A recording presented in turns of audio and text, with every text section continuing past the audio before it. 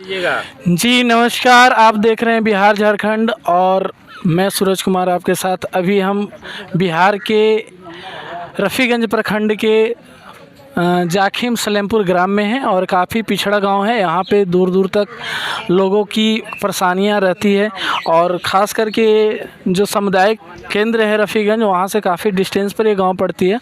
पहाड़ी इलाका है और यहाँ पे बीजेपी के द्वारा और हमारे जो प्रखंड अध्यक्ष हुए सुबोध कुमार सिंह, इनके द्वारा यहाँ पे एक चिकित्सा कैंप लगाया गया है और इसी कैंप के बारे में हम सर से राय लेते हैं कि कैसे क्या आइडिया मिला कि यहाँ पे कैंप ज़रूरी था, क्योंकि यहाँ पे सामुदायिक भवन है भी जिसमें डॉक्टर बैठते नहीं। इस पंचायत में 2 सामुदायिक भवन बना हुआ है, एक कजपा है और एक सलेमपुर गाँव में है। लोगों का कहना है कि सलेमपुर गाँव में जो सामुदायिक केंद्र है वो सेंटर में नहीं पड़ता है, इसलिए डॉक्टर जो बैठते हैं वो कचपा में बैठते हैं। सर आपको थोड़ा सा इसी बताइए, आपको क्या लगा कि यहाँ पे सामुदायिक कैंप लगाना ज़रूरी है? क्या सोच कर यहाँ पे कैंप लगाया आप, जबकि यहाँ पे बगल में सामुदायिक भवन बना हुआ है जिसमें डॉक्टर नहीं बैठते हैं और इसके बगल के गांव में सामुदायिक भवन है जहाँ डॉक्टर बैठते हैं। देखिए, भारतीय जनता पार्टी का मूल मंत्री हैं सेवा, सुशासन और गरीब कल्याण। तो सेवा का जब नाम आता है तो सेवा के तहत अन्य बहुत सारे कार्य होते हैं जिससे समाज का कल्याण हो। अन्य राजनीतिक दल होते हैं जिनका कि राजनीति सिर्फ इसलिए करते हैं कि वो सत्ता प्राप्ति करना चाहते हैं। भारतीय जनता पार्टी का उद्देश्य है सेवा करना, सत्ता के माध्यम से भी सेवा करना। सेवा, सुशासन और गरीब कल्याण को समर्पित नरेंद्र मोदी जी, देश के यशस्वी प्रधानमंत्री जी का विगत 17 सितंबर को जन्मदिन था और भारतीय जनता पार्टी के राष्ट्रीय अध्यक्ष आदरणीय जगत प्रकाश नड्डा जी के निर्देशानुसार 17 सितंबर से भारतीय जनता पार्टी के पितृपुरुष, हम सबों के प्रेरणा स्रोत पंडित दीनदयाल उपाध्याय जी की 25 सितंबर को जयंती है। इस दरमियान सेवा पखवाड़ा के रूप में पूरे देश भर में मनाने का निर्णय लिया गया है, जिसके तहत कई सेवा कार्य चलेंगे। यह जो चिकित्सा शिविर लगा, ये भारतीय जनता पार्टी चिकित्सा प्रकोष्ठ की ओर से आयोजित है।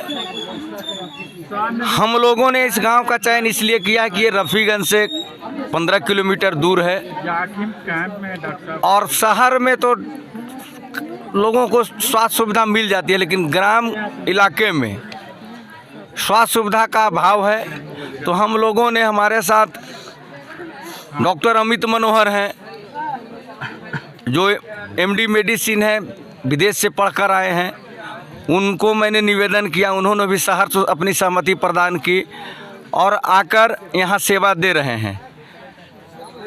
डॉक्टर रश्मि वर्मा हैं, इनसे भी मैंने बात की, ये भी अपना सेवा यहाँ दे रहे हैं।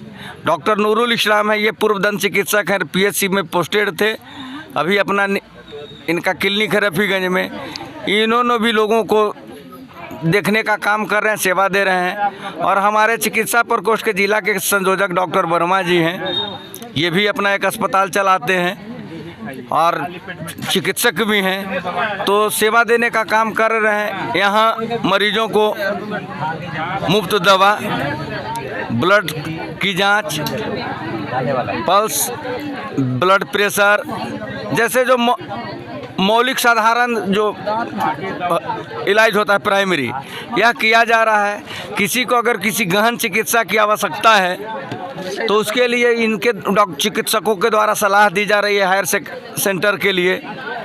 उसमें भी आयुष्मान कार्ड का भी यहाँ बनाने का हो रहा है कि आयुष्मान कार्ड बनेगा और आयुष्मान कार्ड के बारे में जानकारी भी दिया जा रहा है। जहाँ तक कोई वैसे गरीब मरीज होंगे जिनको कि बेहतर चिकित्सा की आवश्यकता है तो आयुष्मान कार्ड है तो आयुष्मान कार्ड से इलाज कराएंगे। अगर आयुष्मान कार्ड नहीं है तो मैं अपने माननीय सांसद श्री सुशील कुमार सिंह जी से उनका अनुशंसा कराऊंगा, जिनको एम्स जाना है वहां पर अनुशंसा के आलोक में बेहतर चिकित्सा मिलेगी। तो प्रयास है कि नागरिकों के बीच हम जाएं और उनकी बेहतर सेवा कर सकें। अभी यहाँ पे बगल में आपका सामुदायिक स्वास्थ्य केंद्र बना हुआ है जो आपके ही नीतीश सरकार के द्वारा बनाया गया है, जैसे कि यहाँ के लोग कह रहे हैं, तो उसमें आप लोग क्यों नहीं शिफ्ट हो गए सर? कैंप वहाँ पे क्यों नहीं लगा? ये सरकारी व्यवस्था नहीं है, हम सरकारी भवन में कार्य नहीं कर सकते हैं और ना कोई सरकारी भवन हमको आदेश करेगी राजनीतिक दल की गतिविधि करने के लिए। ये राजनीतिक दल की गतिविधि है, तो हम सरकारी भवन में नहीं जा सकते हैं। हमने इस संबंध में माननीय विधान पार्षद महोदय भी इसके मुख्य अतिथि थे, आए थे। यहाँ का स्थानीय लोगों ने उस समस्या को उठाया है।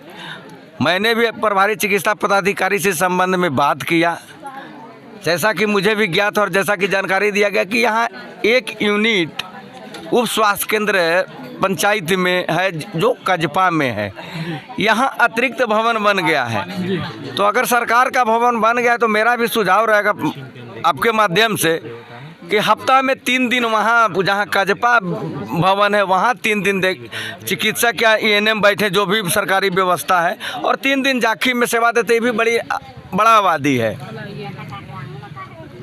जी धन्यवाद सर। और अभी हमारे साथ कुछ डॉक्टर लोग भी हैं, पार्टिसिपेट कर रहे हैं। सर का परिचय लेंगे और जानेंगे कि यहाँ पे जो अभी यहाँ जो भी एक्टिविटी हुआ उसमें कितने सक्सेस रहे, कितने लोग यहाँ पे बीमार हैं और कितने लोगों को यहाँ पे उच्च मेडिकल की ज़रूरी है। सर नमस्कार जी, मैं डॉक्टर मोहम्मद नूरुल इस्लाम है। जी, कितने यहाँ पे जो एक्टिविटी हुआ आप कैसे यहाँ इलाका को कैसे देख रहे हैं स्वास्थ्य विभाग के? नहीं, यहाँ के पेशेंट तो काफ़ी हैं और काफ़ी रोगी यहाँ पर रोगग्रस्त है और बहुत देर ही सही लेकिन बहुत सही टाइम पे हम लोग आए।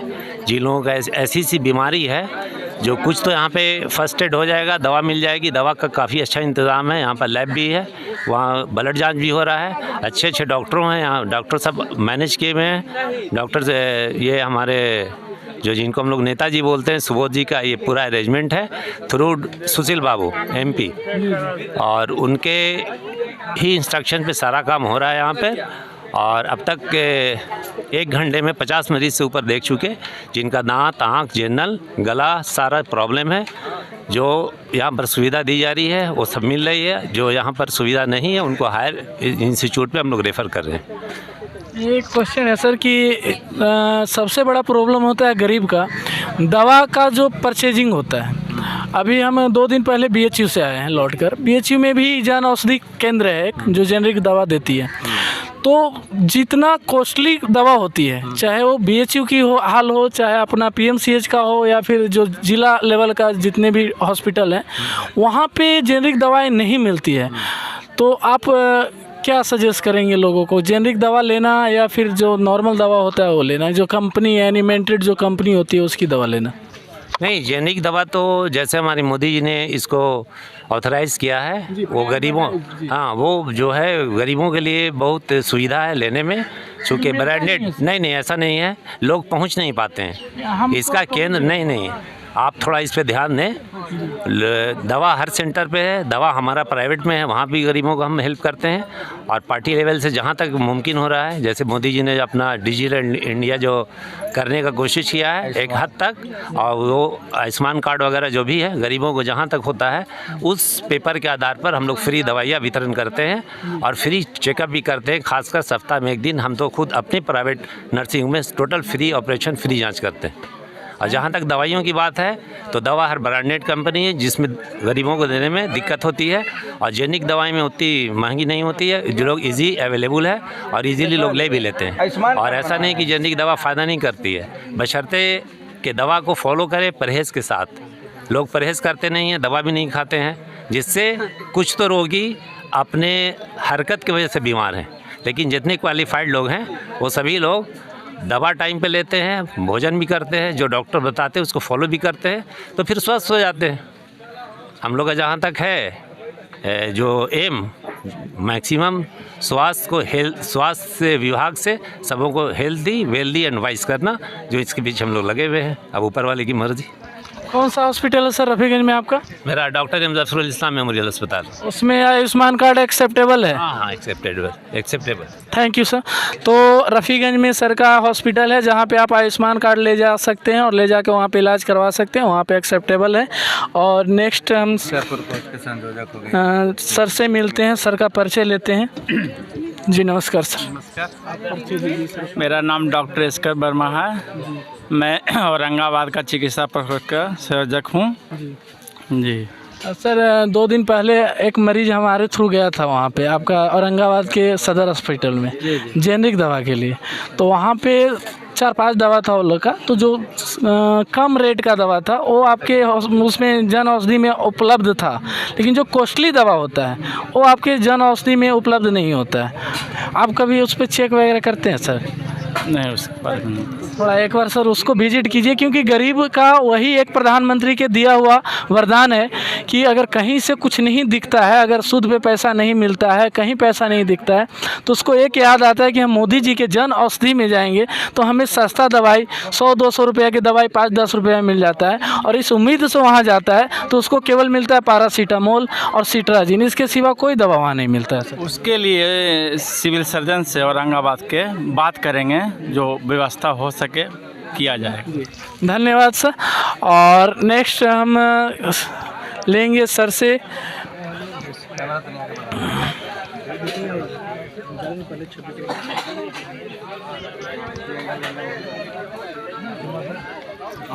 जी नमस्कार सर। परिचय अपना? मेरा नाम डॉक्टर अमित मनोहर है।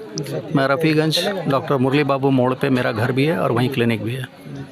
तो सर अभी यहाँ पे जितने मरीज देखे, अभी तो जो हम लोग इलाका में आए बहुत पिछड़ा इलाका है, इतना पिछड़ा इलाका है कि लोग कैमरा पर आने से डर रहे हैं, अपनी बात उठाने से डरते हैं। और अगर कोई रोग हो जाए तो रोग को चेकअप करवाने से पहले आधा वो ऐसे ही मर जाते हैं कि अब इसमें खर्चा कितना पड़ेगा। तो अभी इतना आप एक्टिविटी होने के बाद आप कितने रोगी को ऐसा देखे जो बहुत डेंजर जोन में है? मेरे पास जो भी अभी पेशेंट्स को भेजा जा रहा है वो अधिकांशतः डेंजर जोन में ही है। जो बहुत हाई बीपी वाले पेशेंट्स हैं, जिनको शुगर का लेवल बहुत हाई है, वो हैं, एपिलेप्सी के पेशेंट्स हैं, और उनका पहले से ट्रीटमेंट चल भी रहा है, लेकिन वो उस स्तर का ट्रीटमेंट नहीं चल रहा है, उस स्तर की दवाइयाँ उनके पास नहीं है जो उनको होना चाहिए। और उन या तो वो सही स्थानों पर पहुँच नहीं पाते हैं या वो उतना उपचार कराने में सक्षम नहीं है। ये अगर बीपी की बात कर लें तो बीपी तो एक नॉर्मल है जो हर कोई को हो जाता है, टेंशन की वजह हो चाहे गैस की वजह हो, जो भी वजह हो, लेकिन ख़तरनाक भी बहुत ज़्यादा है। तो बीपी पे लोगों को जागरूक करना, या यहाँ तक कि पढ़े लिखे जो माहौल है जहाँ पे पढ़े लिखे लोग होते हैं उनमें भी काफ़ी लोगों में बीपी होती है, तो बीपी पे लोगों को जागरूक करना सबसे बड़ा मुद्दा होता है सर। तो कितने लोगों को यहाँ पे ऐसा लगा कि नहीं हमको बीपी को चेकअप करवाना, रेगुलर चेकअप करवाना ज़रूरी है? और हमारा जो यहाँ पे स्टाफ वगैरह है वो कितने लोगों को ये समझाने में सक्षम है कि बीपी कंट्रोल में रहना बहुत ही महत्वपूर्ण है? आपको अपना ब्लड प्रेशर, यदि आप उसके रोगी नहीं हैं तो भी आपको कम से कम महीने में एक बार तो जांच कराना ही चाहिए। और यदि आप रोगी हैं तो नियमित रूप से आप अपने डॉक्टर के पास जाएं, उससे नियमित रूप से आप अपनी जांच करवाएं। और आजकल के जो लोगों का अपना फूड हैबिट है, लाइफ स्टाइल है, उसके कारण भी ब्लड प्रेशर का पेशेंट हो जा रहे हैं लोग। टेंशन है ही, सब कुछ है जी। अगर लोग यहाँ से आपके क्लिनिक में जाना चाहें सर तो किस किस दिन आप वहाँ पे बैठते हैं अपने क्लिनिक? मैं वहाँ पे शनिवार छोड़ के प्रतिदिन उपलब्ध हूँ, सुबह 10 बजे से लेके शाम 7-7:30 बजे तक। गरीब जनता के लिए क्या विशेष वहाँ पे व्यवस्था है सर? गरीब जनता के लिए मैं अधिक से अधिक ये कर सकता हूँ कि मैं उनसे 1 भी रुपया फ़ी नहीं लूँ, लेकिन जो उस स्तर की दवाई रहेगी तो वो उसको कोई संस्था आगे आके दिलवा सकती है तभी तो, नहीं तो जेनरिक दवाई जो रहेगी या बहुत साधारण स्तर की दवाई, उनसे इन लोगों का ठीक तो हो नहीं पाएगा। ये काफ़ी मुद्दा बना हुआ है कि जेनरिक दवाएं काफ़ी, जैसे कि अभी राष्ट्रीय जो थी एनएमसी जो था आपका, वो जेनरिक दवा ही लागू किया था कि सभी डॉक्टर को लिखना है। फिर डॉक्टर लोग का जो थी ग्रुप है वो हड़ताल पे चला गया था, उसके बाद फिर वो बैकअप हो गया। तो जेनरिक दवाएँ क्या सच में सर कारगर नहीं होती है? मेरे पास कोई ऐसा साधन नहीं है जिससे मैं ये बता सकूं कि ये दवाई अच्छी है, ये दवाई नहीं है। उसके लिए सरकार का सक्षम लेबोरेटरी है, वो जांच करके बता सकता है। लेकिन जेनरिक दवाओं के नाम पर जो दवाइयाँ मिलती हैं वो बहुत ही साधारण स्तर की OTC टाइप की दवाई मिलती है। दर्द बुखार की पैरासीटामोल ये दवाई मिलती है, जो यदि मैं मॉलिक्यूल लिखूंगा तो उस मॉलिक्यूल की दवाई जेनरिक में उपलब्ध ही नहीं है। तो जो भी आपको BP या शुगर का ही है, लिमिटेड दवाई मिलती हैं और बहुत ही वो साधारण स्तर की दवाइयाँ रहती हैं। और जो भी रोगी रहते हैं वो प्रथम चरण में तो उससे उपचार हो सकता है, लेकिन द्वितीय तृतीय चरण में उससे उपचार संभव ही नहीं है। Thank you sir. तो सर ने जैसा कि बताया कि हमारा मुरली बाबू मोड़ पे हॉस्पिटल क्लिनिक है और यहाँ पे जितने भी जाने वाले गरीब लोग होंगे उन्हें सर के द्वारा फ़ी में छूट दिया जाएगा, यानी फ़ी नहीं लिया जाएगा। बाकी जेनुअन जो दवा का प्राइस होता है, यानी जो दवा की कॉस्ट पड़ती है, अगर उसे कोई संस्था आगे आकर दिलाती है तो सर को कोई दिक्कत नहीं है। और सर कुछ कहना चाहेंगे हमारे गरीब लोगों को जो सक्षम नहीं है दूर दराज जाने में, उनको कहाँ तक सुविधा रफ़ीगंज में मिल सकती है? रफ़ीगंज जाखिम से लगा हुआ है, यहाँ से ट्रेन की भी सुविधा है, रोड की भी सुविधा है। और जाखिम से यहाँ आसपास के स्थानों से कचपा, आशा बीघा, वहाँ से मेरे पास नियमित रूप से रोगी आते हैं। विश्वसनीयता नहीं है सर रफ़ीगंज में? वो विश्वसनीयता जो होती है वो किसी के अंदर होती है, वो आप विश्वास करते हैं कि नहीं, ये आपकी अंतः चेतना पर निर्भर करता है। वो के सामाजिक पहलू है, उसमें मैं कुछ नहीं कर सकता। Okay, thank you sir. और एक मैम है, मैम से भी राय लेना चाहेंगे। Good morning ma'am. परिचय दीजिएगा मैम। कोई कैंसर पीड़ित, किडनी का प्रॉब्लम है तो उसमें बाबू चिकित्सा रहा। बाबलू जी थोड़ा सा कैमरा घुमाइएगा, कैमरा लेकिन ये खून टीवी सर परिचय दीजिएगा मैम। मेरा नाम डॉक्टर रश्मि वर्मा है, मैं नवादा में IDSP में पोस्टेड हूँ। मैम अभी आप यहाँ पे आए तो यहाँ का स्थिति कैसा लगा आपको? यहाँ का माहौल स्वास्थ्य के अनुसार बहुत ही दयनीय है। मुझे लगता है इन लोगों को